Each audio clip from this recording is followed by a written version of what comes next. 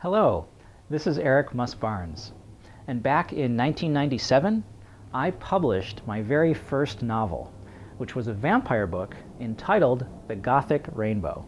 In the winter of 2011, one of my coworkers at Walt Disney Studios introduced me to this best-selling human resources book, and I thought, what? This tiny little thing that's like 5 pages? I could easily write a book like this. So I became inspired to write a book about workplace motivation, sharing stories of some of the best bosses and some of the worst bosses that I've had at various jobs over the years.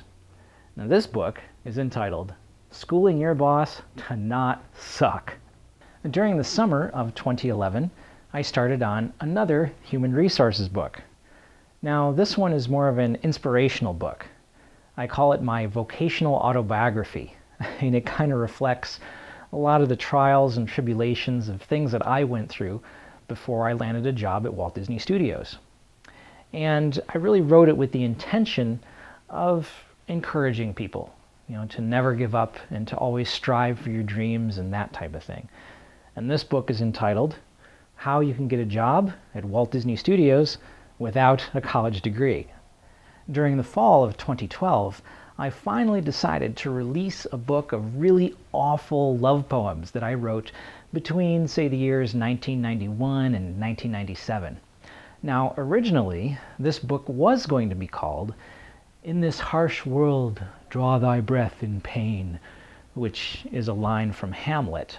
But then I remembered this really cheesy photo that I had of myself on the cover, and a friend of mine, when he first saw this, was making fun of me and said that I looked like I was on the cover of an album of really bad rock ballads called Eric Muss-Barnes, Forever Loving You. And I was like, that's genius. That's perfect. That's what I'm going to use as the name of my really hokey poetry book.